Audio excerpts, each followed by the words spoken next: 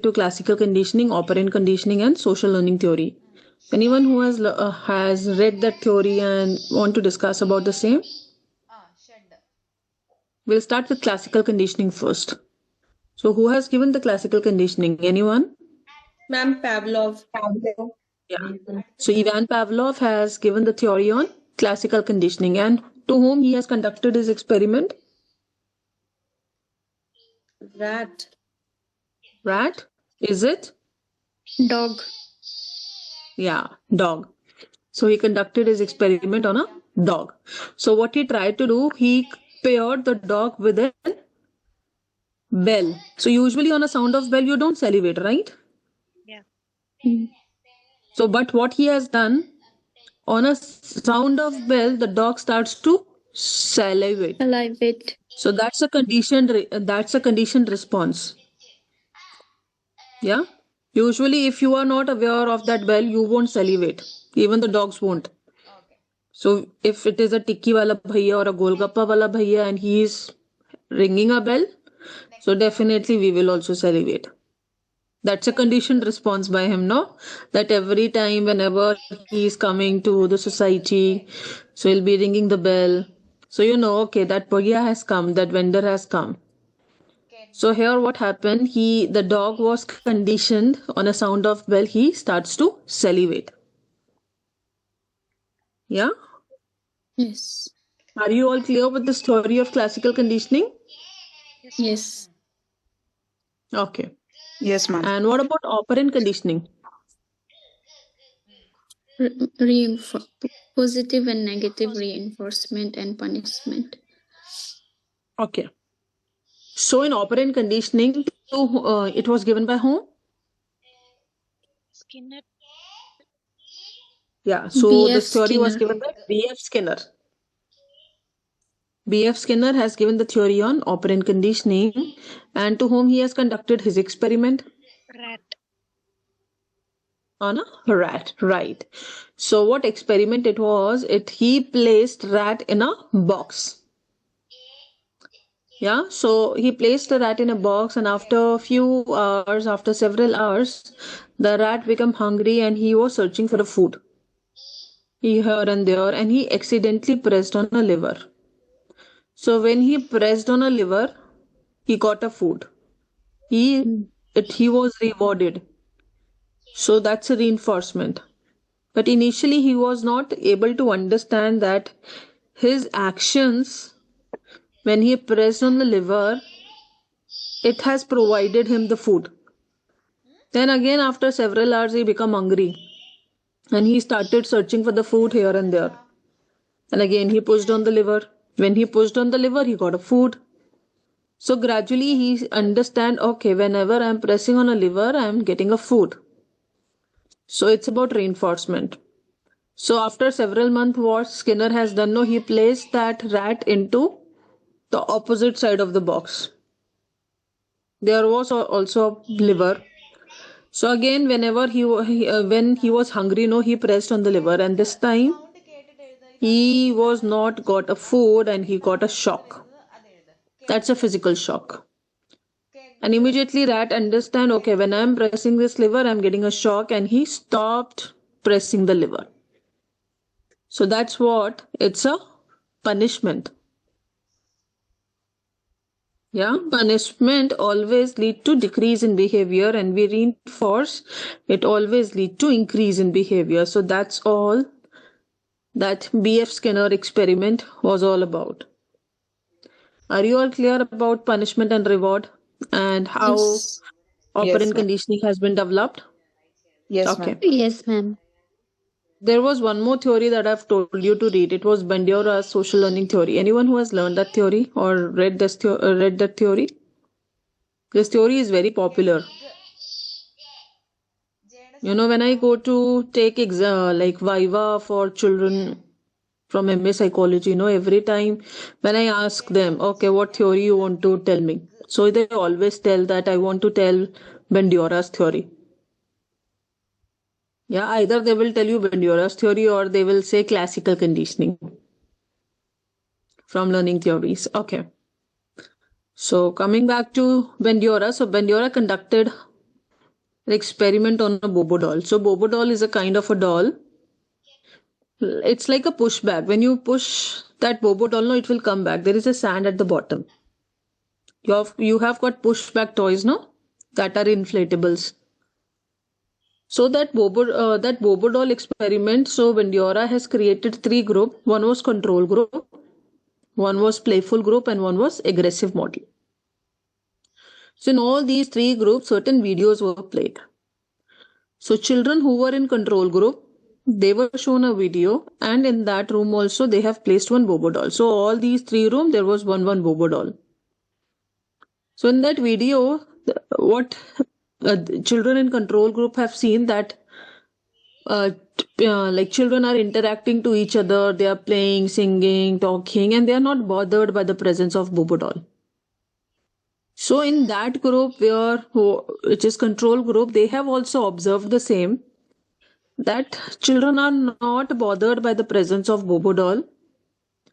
They are talking to each other, gossiping, playing, but they are not bothered by that Bobo doll. Then the another group was aggressive model. So where in that video what was shown, no, there was showing hitting, kicking, pinching that Bobo doll. They are verbally abusing the Bobo doll.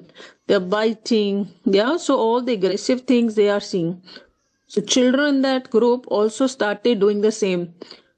They were kicking the Bobo doll. They were verbally abusing. Yeah, so they started doing aggressive things with that Bobo doll in that room. And there was third group, that was playful model. In that, what they have seen with a Bobo doll, children were singing songs, rhyming, ringa ringa roses they were doing, and they were playing with that Bobo doll. So in that group, children also started doing the same thing. They were clapping, playing, singing ringa ringa roses, and they have done the same thing in that group. So what Bendora was saying, so children learn by observing, right? Are you all clear with these theories? Yes, ma'am. That is why we always say, no, that you need to have a critics and all, and always you need to see the media and what kind of content your children are seeing, are watching on the television and all. If they're seeing more of aggressive things, no, they will do that thing only in the classroom or the other places. I'll tell you, it was one of the cases that happened to us like 2 to 3 years ago.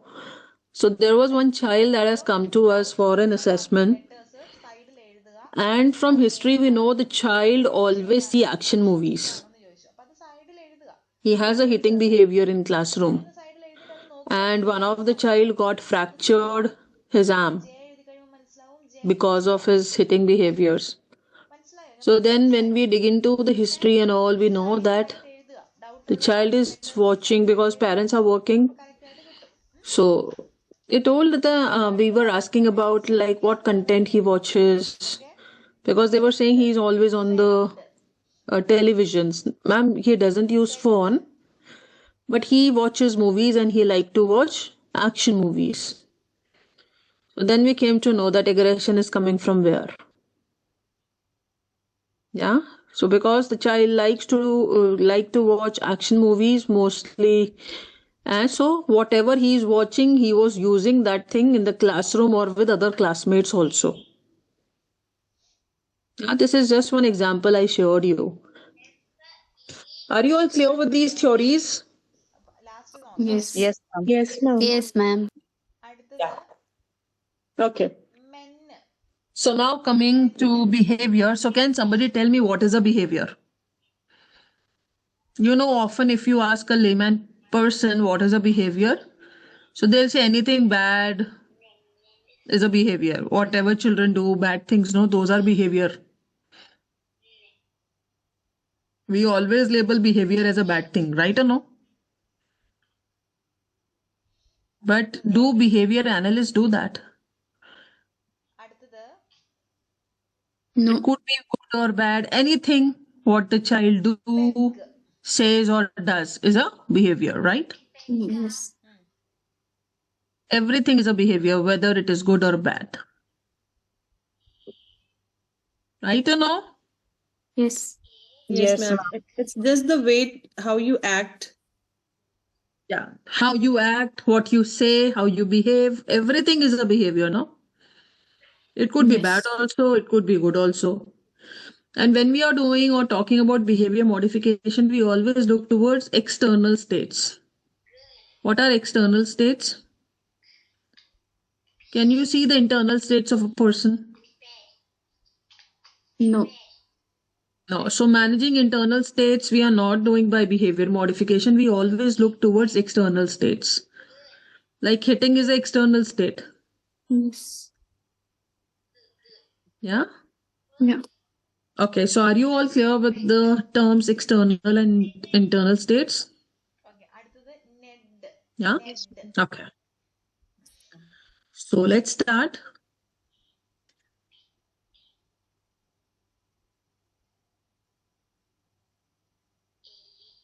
Is it visible to all? So what Yes, ma'am. is behavior? Behavior is anything that we do or we say. Behavior is something which is observable, it is specific, and it is measurable. So that's a behavior. So let's understand few terms. So if you say a word tantrum, so tantrum to you could be something else, tantrum to me could be something else. It's a labeling, it's not a behavior. So when you are saying a behavior, so tantrum, you can say dropping the things to the floor, crying, rolling on the floor. So this is something which is observable and measurable. Tantrum is just the labeling. Right or no? So this is another example. If you're saying the happiness, so when the person is happy, what things he is doing which is observable and measurable? He's smiling, he's laughing. So this is something which you can observe, and by looking at that, you can say that person is happy. Are you all clear with this? Yes. Yes, ma'am. Yes, ma'am. Have to specifically write what is a behavior that can be seen by other, which is observable and measurable. That's a behavior. Right? So when you say aggression could be verbal aggression also, saying something verbally abusive. For some, it is hitting also, kicking also, biting on self also is aggression, biting on others also is aggression. So instead of writing just aggression, you have to be very specific when the child is aggressive, what kind of things he is doing at that time.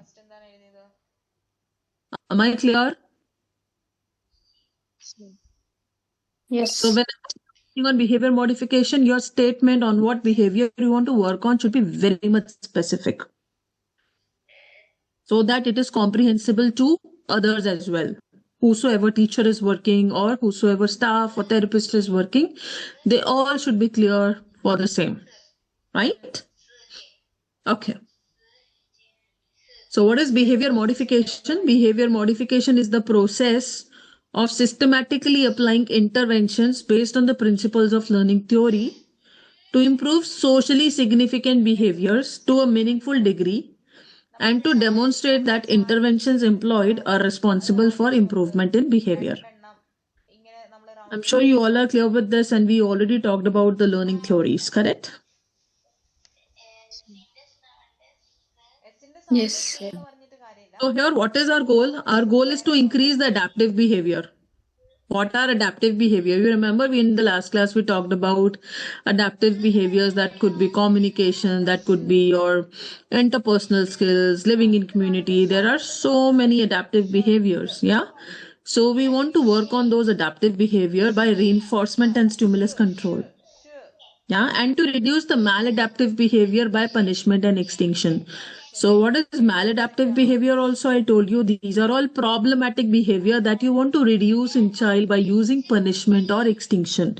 So what is punishment and extinction? We will be learning about this in behavior modification, right? So what is punishment, how to use it, what is positive, what is negative punishment, what is extinction, what are the steps that needs to use when we are using extinction as a process.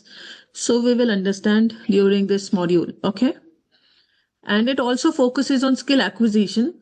A skill acquisition can occur when a behavior analyst is teaching a new functionally related alternative behavior to reduce an inappropriate problem behavior or to teach academic, self-care, motor, or social skills. So you maybe the child needs a skill acquisition in self-care from the beginning. Child doesn't know how to do toothbrushing. Like you often see in kids with autism that you have to work on functional skills with them. So maybe brushing also is not there. So you have to teach that skill. So the entire skill can be chunked down into smaller segments. You teach one skill at a time and you reinforce each and every step. So, like this, you are shaping a new behavior in a child. Right or no? We use this or no?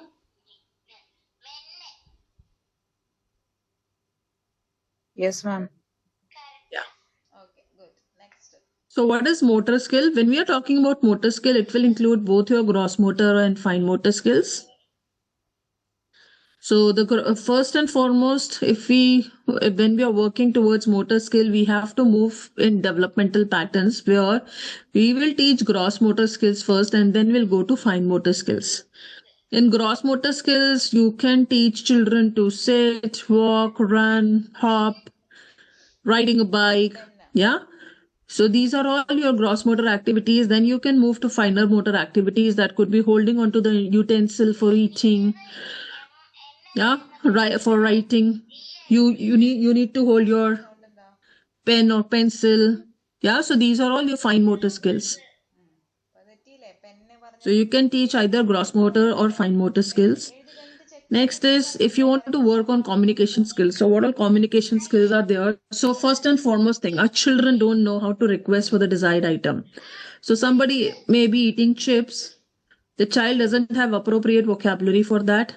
Instead of asking for that, he began to hit or he snatched the packet. So first and foremost, you have to tell children how to request for the desired item. So that's the communication skill you want to give to child with ASD. Second thing is naming and describing the items in the environment. So give appropriate vocabularies, use picture books so that children are familiar with the names. Yeah. Then you have to work out on receptive language, such as following instructions. So if you say, take this bottle and give it to mama, bring your shoes. So without pointing, the child should be able to understand what instructions you are saying and he should be able to carry them out. So you have to work out on receptive language and use alternative modes of communication if needed. Like in communication, oftentimes in children with autism, you use PECS, that is picture exchange communication system. If child is non-verbal, you work on pictures, right? Am I audible to all? Yes, ma'am. Yes, ma'am. Yes, ma'am. So all the communication skills will begin by asking for things, describing things, socializing with peers. And most importantly, communication skills can help develop a skill to replace negative behavior. Like I've told you this example, if a child gets to get access to food and he thought to ask for a snack, the hitting will likely to go away. So instead of hitting, the child can ask for it. And then maybe the other child will give and hitting will not be there then. There is no point of hitting at that time if child knows by asking also my things are working out. Yeah. Okay. So next is functional skills. So we need to teach a lot of functional skills in kids with ASD. So the functional skills could be in terms of safety skills like avoiding dangerous circumstances. This is heavy traffic road and you have to teach them about how to cross roads appropriately.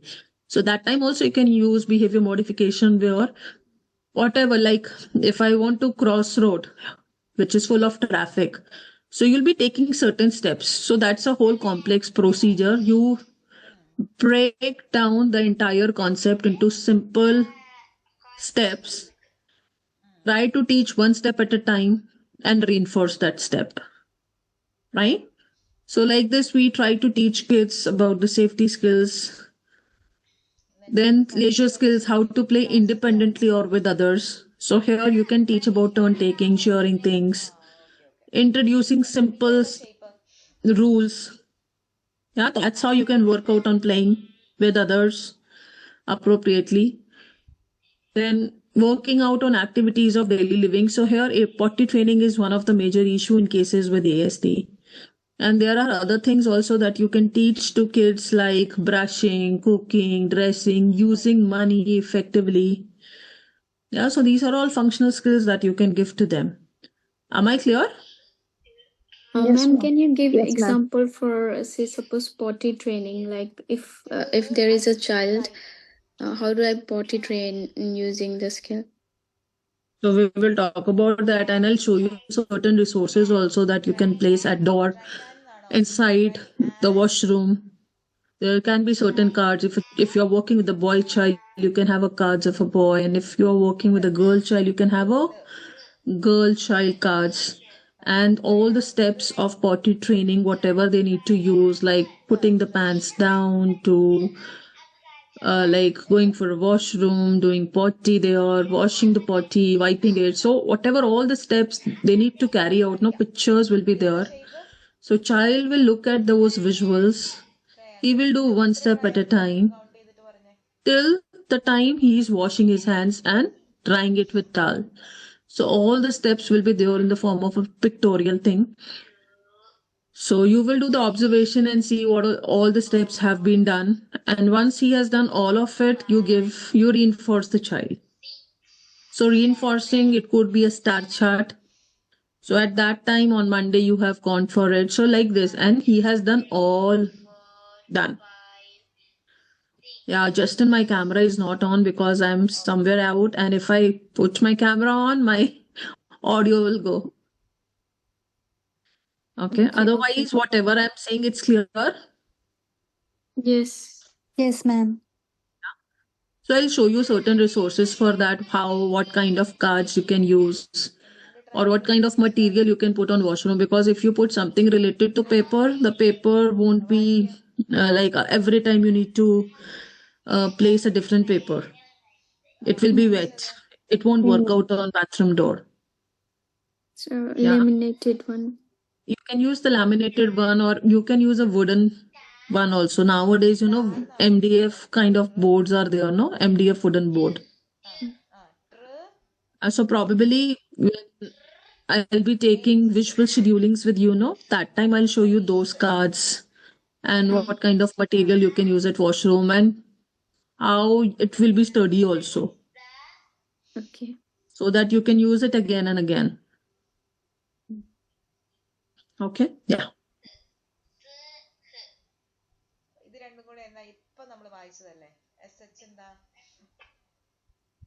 Is it visible to all? Yes, ma'am. Yeah. Okay, next it could be social skill also. Like we know kids with ASD have got poor social skills. So again, you will break down the specific complex social skills like turn takings, conversation, sharing, joint attention, joining a group and working towards a common goal, and understanding facial expressions or tone of voice of others. By just saying you understand that whether the person is angry or he's sad or he's in hurry. So kids with ASD will not understand mama is angry now or mama is sad by the tone of voice. So we need to teach all these skills to kids. Yeah. So again, we try to, whatever social skill is there, because social skills are always complex. You try to teach one skill at a time. Yeah. And you have to teach all these skills systematically. Are you all clear about social skills? Yes. Yes, ma'am. Suppose for a session, the child has come to you for the first time. You cannot place that child in a group where they have to build a collage or they have to work together towards a common puzzle. They will not do that because the child will not understand turn taking, sharing, joint attention. All these skills will be lacking. So first and foremost, you will try to work on the basic skills. Then only he'll be working in the group conditions. Correct or no? Yes. Yes, ma'am. Yeah. Okay. So now coming to factors governing behavior. So when we talk about factors governing behavior, we always talk about A, B, C. So we always say it's a ABC of a behavior. So here A stands for antecedent, B stands for behavior, and C stands for consequence. So let's understand this ABC.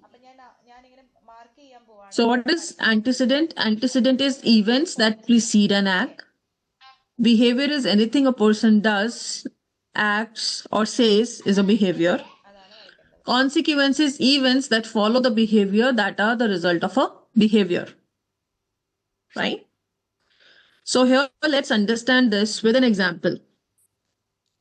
When teacher says give glass, Sunny give class, and teacher hug Sunny. So if we try to break down this and we understand ABC, so what is A here? A is asking for a glass of water by teacher. And what is the behavior? The glass given by Sunny. And the consequence of that is teacher hugs Sunny. So child has felt ultimately good about it, and there will be likeliness to repeat that behavior in future as well. Right or no? That's how you will analyze the behavior, no? Am I Yes, clear with ma'am. this example about ABC? Yes, ma'am. Yes, ma'am. Okay. Ma'am, a doubt here. Uh, Why is it labeled as consequence instead of after effect or result? Same. Here we use ABC. They So have it's given these terms. just a terminology. That's it. Yeah, these are terminologies that are used. Okay. Yeah. So we can say precipitating factors to antecedent also, no? Yeah. But they have given it as a terminologies that we use when we are analyzing a behavior. I was ABC. asking Yeah. because hugging is not a consequence, right? Like it doesn't have a negative something. Yeah. Yeah. So in consequence, you want to see when the child has done that behavior, what followed on that behavior, what the person in the environment has done. Has she got something or he avoided something because of that? Maybe because sometimes, children doesn't want to do any specific activity and that is why they do behavior. And teacher or as a therapist, you say, cholo, let's give it up. He's not in a mood today. So as a consequence, he has avoided that activity. Right or no? Yeah. Okay. So these are some examples of ABC. Like there is an antecedent, child has seen a cracker and he says cracker. As a consequence, he got a cracker. Child was thirsty, that was an antecedent, and he says juice and he got a juice as a consequence. Let's understand more example. The child has seen iron and he touches iron and he got burned. Yeah, as a consequence. Let's see one more example. The peer takes toy, the child's hit peer, and the peer gives toy back as a consequence. I'm sure you all are clear with ABC here. So, Ma'am, can ma'am, I ask? generally, it's like consequence is the like the result of the behavior, whatever it is. The result of the behavior is a consequence, no? Okay, okay. Yeah. In the last, in the periodic toy, like the consequence also can be the kid will hit the kid back. Can be. Yeah, he'll hit the kid back. Could be again the consequence. It can be. Again, you have to analyze that, no?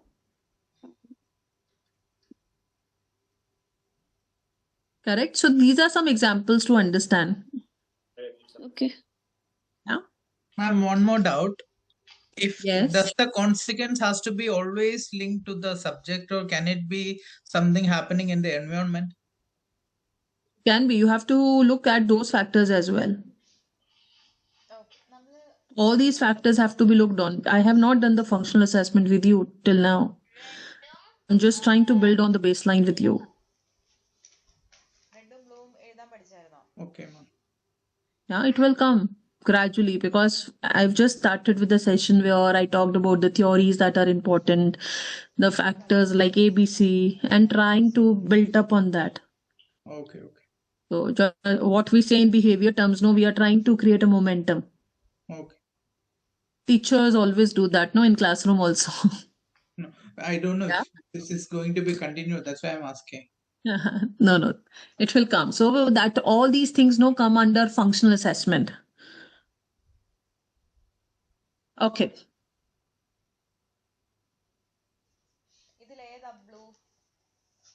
Sometimes even if it is not coming, but for a topic, no, it creates curiosity in us and we read more. Right, Justin? Yeah, ma'am. Yeah. Okay. So we always say whenever a behavior is occurring, behavior always occurs for a reason. So behavior is the result of a person's history and his current environment. If a behavior is happening, there must be a reason for it.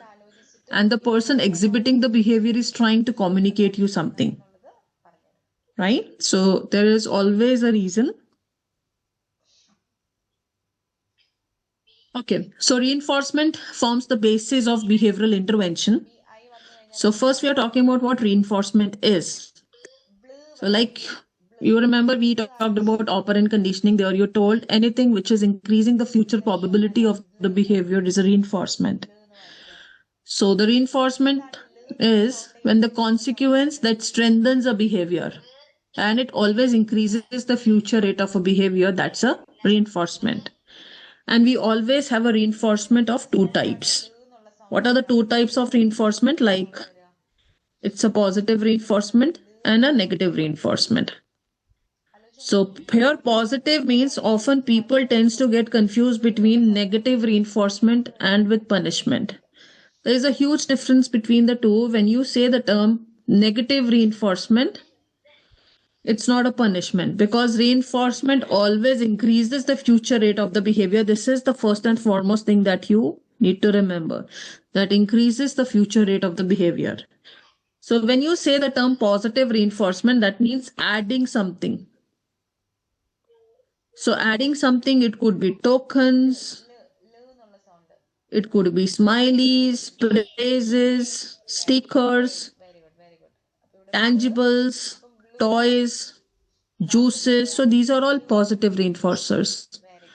Yeah, here you are adding something. And negative reinforcement, maybe you are removing something.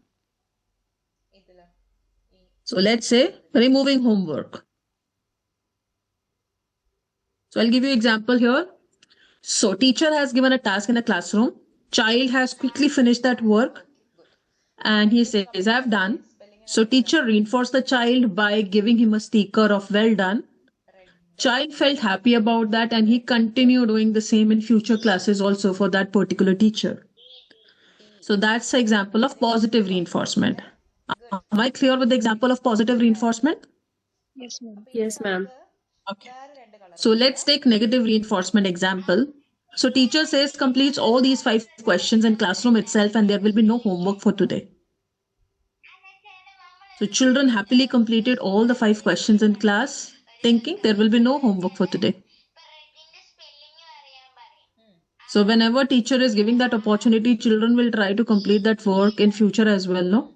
That's a negative reinforcement for them. Removal of a task. Yes. Getting my point? That tends to finish their work in the classroom Yeah. only. Yeah, they have to. This is just an example that I'm giving you. Finishing the task in classroom itself, the teacher has given 5 questions. Children have done that, and there will be no homework for today because children doesn't want to do homework, right? That's an example, just what I've used to explain you about positive and negative reinforcement. Okay, let's take another example. The baby is crying. Mama gave him pacifier. So tell me, it's an example of what? Positive. Positive reinforcement. So next time also baby knows that when I cry, my mama will give me pacifier. Right or no? It will increase the future rate of the behavior, no? Yes. Now I'll give you another example. The baby is crying. Mama understand and the mama has changed the diaper because the child has done potty. So what is this? Negative. Is it a positive reinforcement or a negative reinforcement? Negative reinforcement. Negative reinforcement. So next time also baby knows when I spoil my pants, I need to cry and mama will clean it. So that's an example of negative reinforcement. Are you all clear it and understanding the difference? Yes. Yes, ma'am. Yeah, that's important. Okay, so I'll remove this.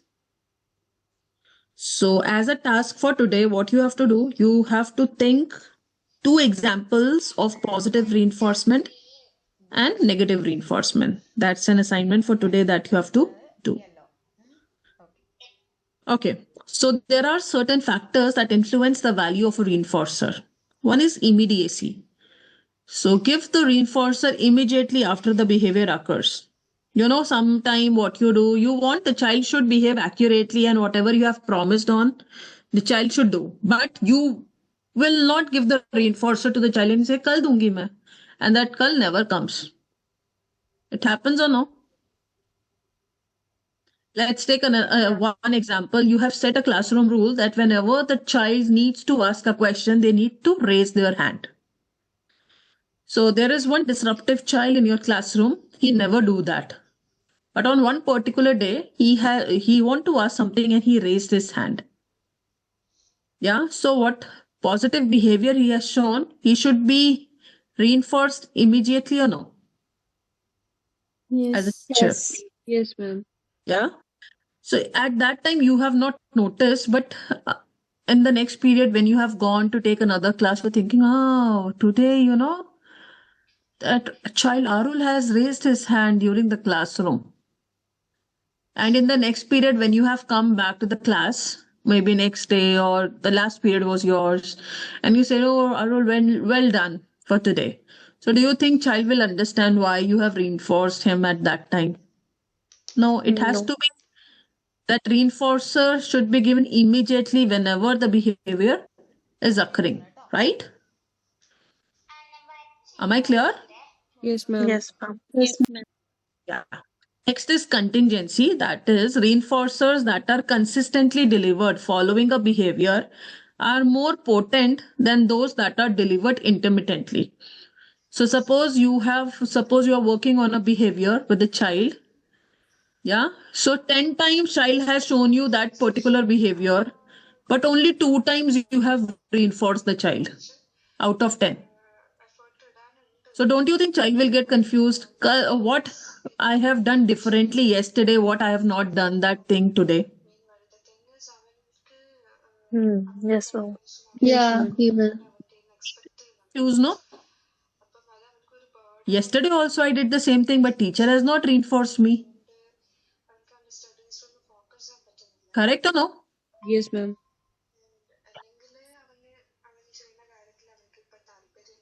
Next is individual preferences. So different individuals have got different preferences for reinforcers. Do you all believe in this? You always talk about toffee. Maybe the child doesn't like toffee at all. Yeah, because there are individual differences. Maybe one child in your class like just jelly and the other child is saying, oh, that's too yucky. I don't like that. Why should I do that behavior just to get just jelly? I don't like that just jelly toffee at all. Correct or no? True, ma'am. Yes. So there are individual differences, or one child will say, for just jelly, why should I change my behavior? No, I have enough of it at my home. Yeah. So different individuals have different preferences for reinforcers. What one person finds reinforcing, another person may not find it. So it is essential to consider individuals' unique preferences and needs when selecting reinforcers.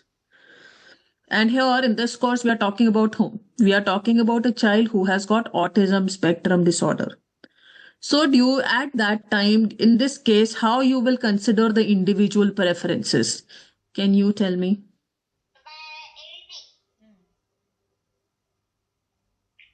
What are the important factors? And how you will judge or create this? How you will understand the individual preferences in this case? Check with your caregiver. What Shaista? Check with your Caregivers what the child likes. With the caregivers. Yes, that's important thing. Checking with the caregiver, what are the things that your child likes? What are the other things that we can do in this case?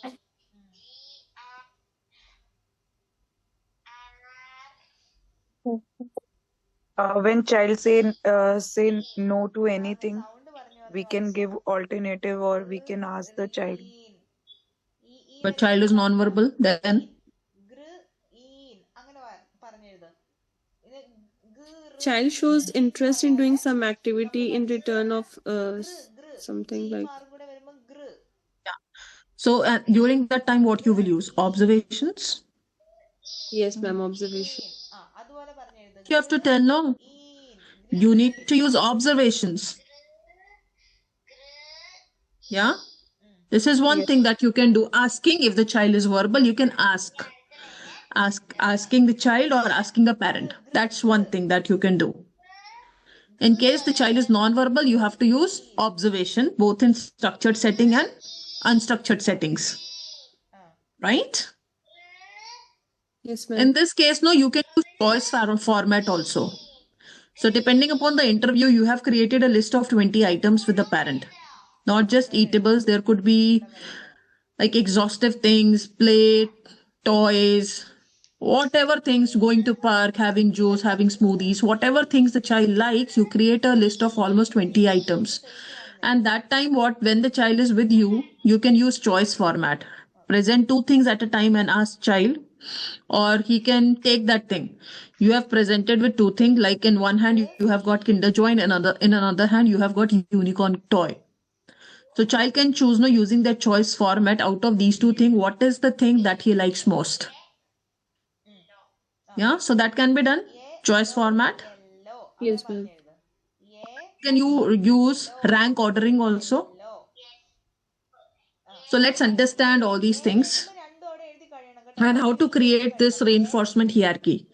Because creating that reinforcement hierarchy is very important. And during that time, what all steps you need to carry out, we need to understand them.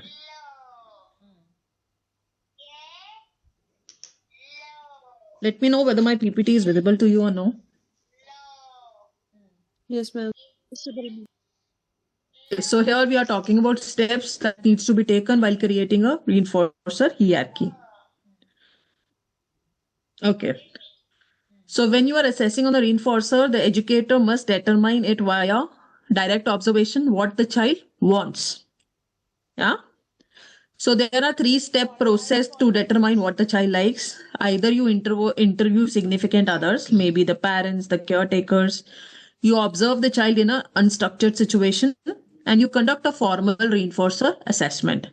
So how to do that, I'll tell you. So when you are doing observation in unstructured settings, what all things you will look? You look for the preferences in terms of toys and eatables. How much amount of time the child spends with those particular item. How much effort the child gives to gain the access to an item. So more time indicates that that particular item is more reinforcing to the child. That is why he always hold that thing in his hand. Yeah, more time indicates more preference for that particular item. Step 3 is you will conduct a formal reinforcer assessment. So to develop a reinforcement hierarchy, determine which items the student likes more than others. So that means they are powerful reinforcer. And use following sequence to rank students' preferences by comparing the child's reaction to various reinforcer. This is what I've told you. You can use choice format also, or you can use rank ordering. So these are the specific observations that you have to use. So what he does when you have offered an item, does he reaches for it or he has pushed that thing away? Then what he does with the item, does he eat it, he plays with it, or he is just holding it? And what he does if we try to take that item away, is he protesting, starting crying and he protests, or there is no response? And how he responds when we offer that thing again. Is he taking that thing again or there is no reaction? So these are the things that you have to use during specific observations. Okay. So this is a reinforcer hierarchy that has been created for one of the child. So these are the items like taking the interviews and observations. You have created a list.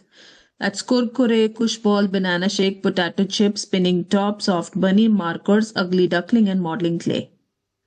And what all things you have to look for is whether he rejects, no reaction, reaches for, protest when taken away, shows signs of pleasure, and one more thing is takes again. So have spend some time and tell me how you will do the rank ordering in this case. Tell me what are first three things that are most liked by child. 1, 2, 3, Spinning and top. then 4 and 5. Yeah. Spend time and then we'll have a discussion. Okay, Anjali? Yes, sir. Yeah. I want to know the reasons also. Why? If you are giving that rank, why is it so?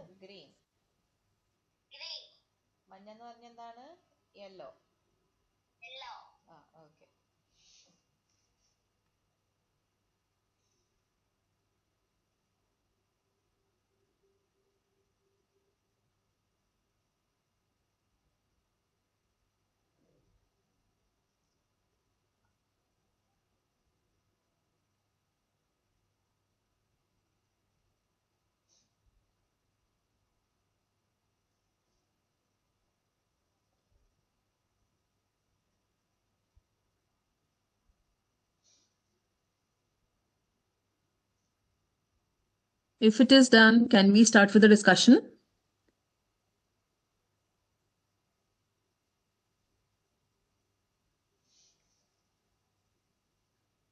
Justin, do you want to discuss about this? Yeah, ma'am. Yes, ma'am. Yeah. Yes.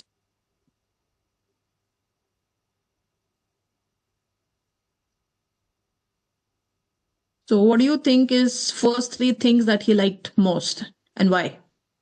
Spinning top, soft bunny, and ugly Top. duckling. Soft and ugly duckling, right? Yeah. Why? Because child is definitely showing a keen interest in playing, I mean reaching for it, okay, and he's protecting it and he's happy with it and he goes for it again. Very good. Yeah. And if we say the fourth item will be Kurkure. kurkure because he reaches for it and he also shows signs of pleasure, right? And what do you think will be the fifth thing? Fifth one, push ball. Yeah. Because he reaches for it. Do you think he liked banana shake? No, he's rejecting it. No. And what about modeling clay? Modeling clay, he same thing, he is rejecting it. He's rejecting. And what about potato chips and markers? Neutral. So we cannot figure it out whether child likes it or not. Is no reaction. There is no reaction. So if you want to create a reinforcer hierarchy, so what order you will give? Spinning top, Yes, soft spinning bunny, toy. ugly duckling, followed by kurkure and push ball.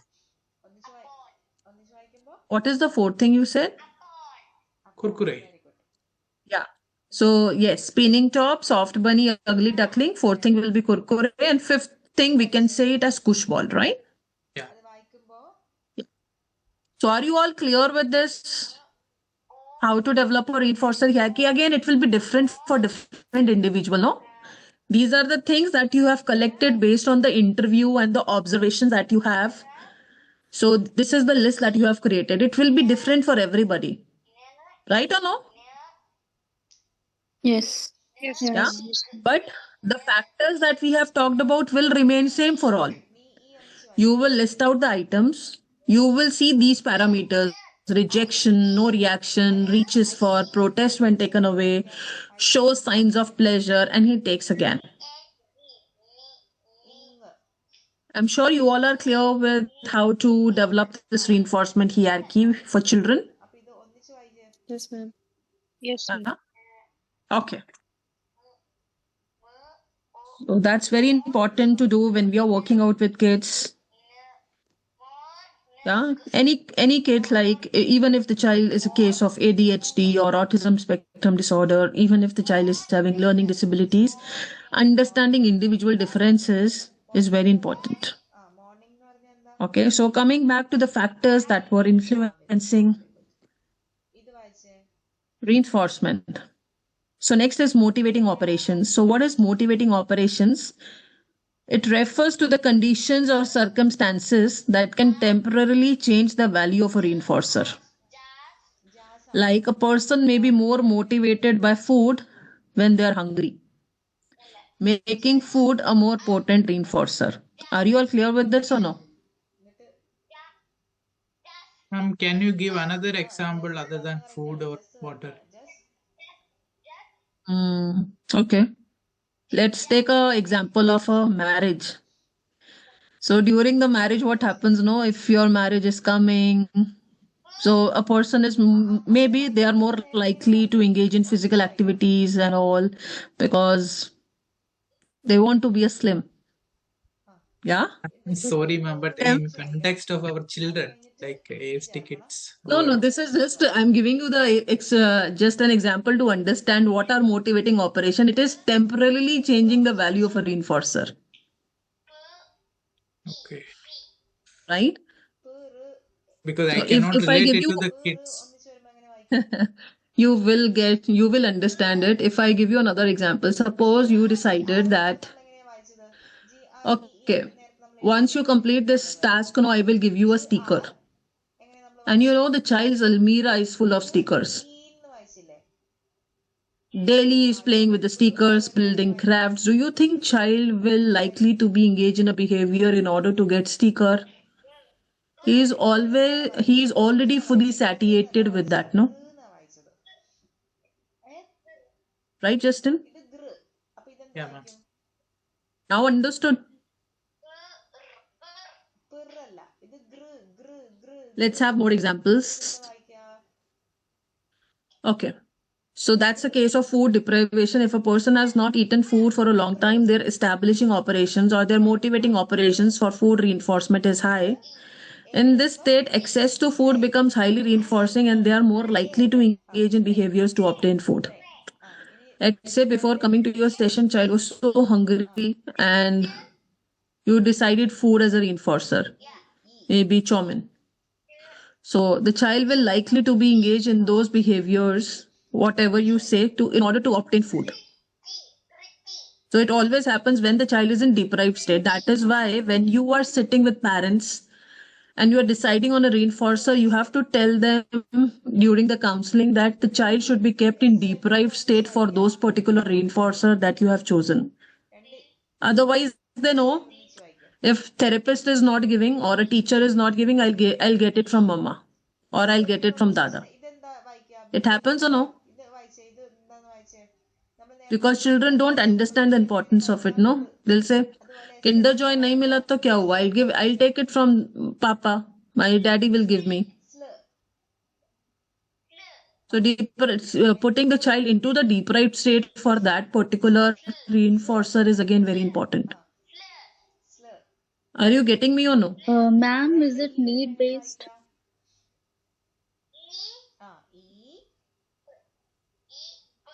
It can be. We can say that.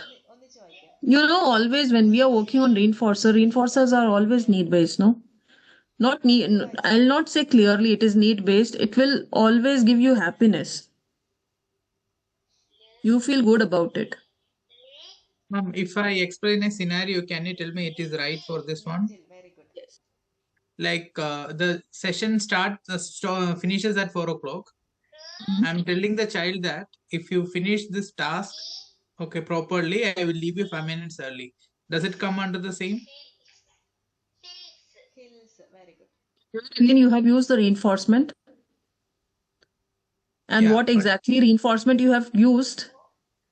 You are sending the child 5 minutes earlier. So that's an example of negative reinforcement, okay.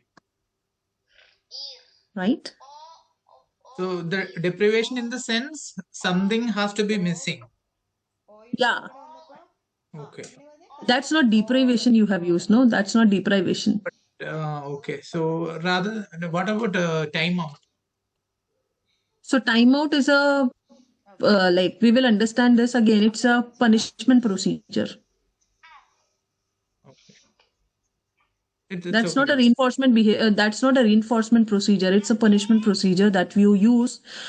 Maybe whatever enriching environment the child is because of the problem behavior, you place a child into designated timeout area for certain seconds or minutes away from the activities. No, what other children are enjoying in classroom. Okay. Yeah, that's a punishment procedure. Okay. Okay. So this is just an example. Imagine a person who has not eaten for several hours. As a result, they become food deprived. So when the child is coming to the session, so he is more likely to engage in behavior in order to get food. Yeah. Or maybe uh, since most of the kids, those who are ASD, we say the sugar intake should be low. Children always love to have toffees and all. So you say, okay, once you finish this task, I'll give you this toffee. So children will be likely to engage in those behaviors, right? Am I clear this time, Justin? Yes, ma'am. Yes, ma'am. Yes, ma'am. Because they are kept in deprived state, no? For toffees. For toffees, for cakes. Yeah? Okay. So maybe I'll give you another example. Nowadays, children are more likely to engage. They are spending more time on phones. Maybe there is a family where the parents are very much authoritative and they don't allow the child to watch phone at all. And the children are kept in deprived state for that. And mother says, okay, once you finish this task or once you finish your homework, you are allowed to watch phone for half an hour. Now you are getting it. Yeah, ma'am. Yeah?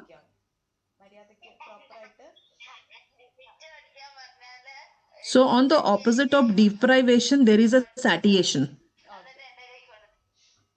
So what is satiation? If a person has recently had a large amount or access to a particular reinforcer, the reinforcer is likely to be less powerful at that time. So let's say there is a child whose name is Sarah and she loves ice cream. And Sarah, before coming to your session, she had 3 scoops of her favorite ice cream flavor. And you yourself also decided ice cream as a reinforcer. Do you think Sarah will be motivated to engage in task to get ice cream at that time? She already had excess of it. Yeah, she is in fully satiated state. Right? So when we are working with kids, we need to understand deprivation and satiation also when you are deciding on reinforcer, and this you have to teach to parents as well. That is why we are discussing. Am I clear? Yes, ma'am. Ma'am, there is a. Can I ask a question, ma'am? Yes. There is a boy, I guess 10 years old. He's very good in sports. So his parent was telling me that whenever he was playing, he's like conditioned like if he will play properly, he will get Cadbury. But whenever he's like not getting it, he's showing tantrums. This is one thing. And one in with this boy, the next thing is that whenever he's like engaging himself in like competition like things, if he loses the game and other one is winning, he also shows tantrum. That time also he started crying, just fell on These are ground. And two different behaviors entirely. Because when the child is playing, the parents are always using continuous reinforcement. yes, ma'am. And the moment he is not getting that reinforcement, the child is showing the parents' behavior. So at that time, being a behavior analyst and the therapist, you need to teach them about the variable reinforcement ratio, where maybe initially to like the child should be able to play properly, you have used the continuous reinforcement. Every time whenever the child is playing properly, you have reinforced the child continuously. Yes, ma'am. Now after working out for several months, you need to decrease that amount. Let's say 5 times the child has played, you start using token economy. So maybe 5 times the child has played properly, then the child is getting a reinforcement, and he's collecting some coins or a stars or a tokens for that. Once he collect 5 tokens, he will be reinforced. So you have to teach these skills also to them, because Ma'am, parents does don't know about these skills. yes. They will not use it, Okay. and child will be showing you the tantrum. Okay. Does Yeah. this deprivation thing will work here? No. No. Okay. No. And ma'am, when he's in the competing with the other one, he's also like if the next boy is winning, he started showing time why Here, he. with kids, you have to teach them the social stories as well, that it is not always like you are, if you are not winning, then also it is okay.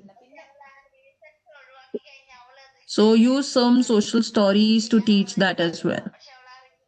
I told his parents to do this, but they are saying that this will not work, ma'am. This is only for a I don't moment think the only. parents are enough capable and they will be able to design that social stories themselves.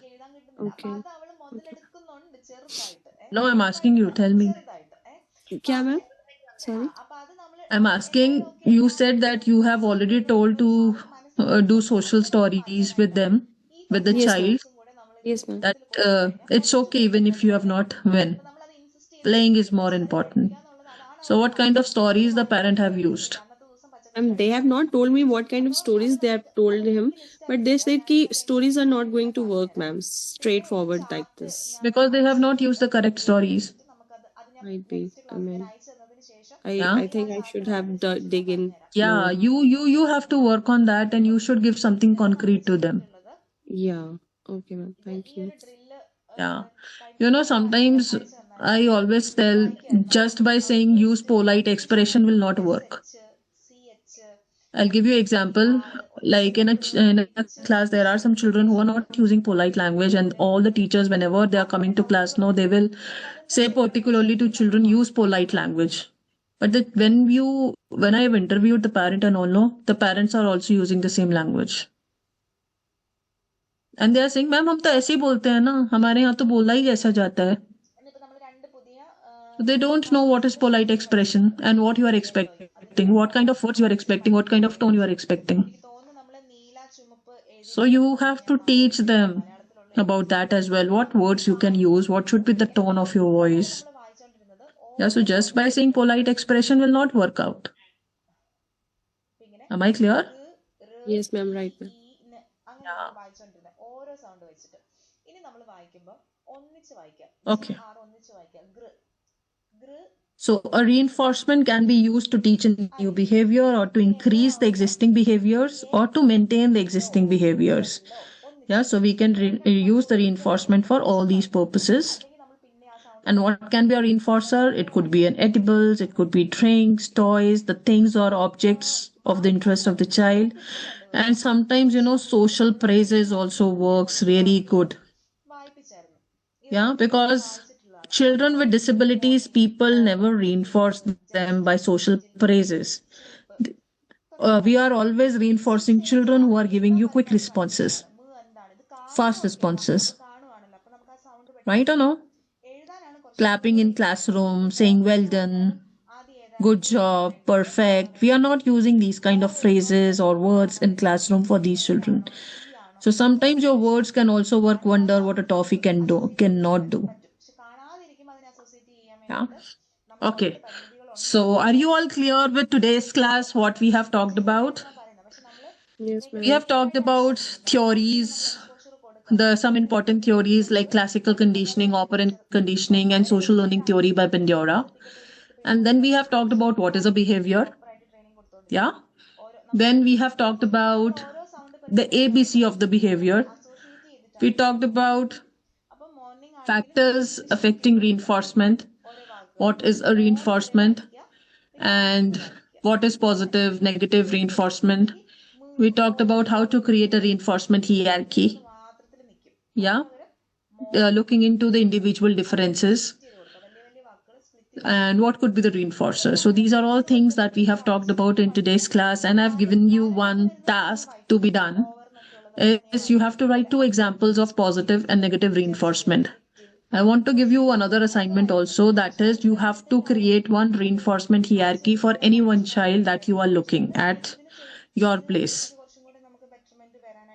So depending upon the structure that I have told you and the factors that you have to look on, try to develop a reinforcement hierarchy for that. So, once you start working on this, understanding the ABCs and creating a reinforcement hierarchy, it will really work. It will be very beneficial for you. Am I clear? Yes, ma'am. Yeah. So that's it from my side for today. Thank you all. Bye Ma'am, bye I and have good a doubt, night. ma'am. Yes, Ma'am, yes. Ma'am, thank you, Thank you, ma'am. ma'am. Ma'am, Welcome. autistic ma'am, childs will not have the awareness of winning and losing. Right, ma'am? They won't be. So do you think always never you see these kind of things in kids with ASD? Because sometimes, kids with ASD will show this thing also. They have a concept of winning and losing. Again, it's a spectrum condition, Prathina. Okay. Yeah. Some may have no awareness at all, because sometimes you see along with ASD child may have ID also. If we are Intellectual facing disability. a if you're facing a kid with the lack of the awareness of winning and losing, So again, we is need there to a, impart that skill of winning and losing also. Understanding that also you have to give from like beginning. Yeah. it mean we have to create the awareness for them, or You have to create the awareness. Yes.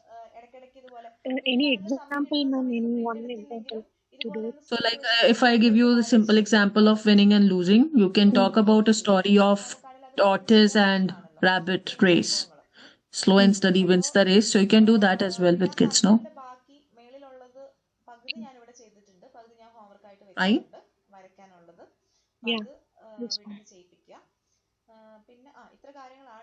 Okay.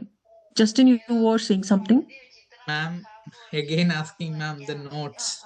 Ma'am, You have resources are not not received the uploaded. notes for the previous, till the previous classes, because I told sir that to give the notes till VAPS for No, module 1.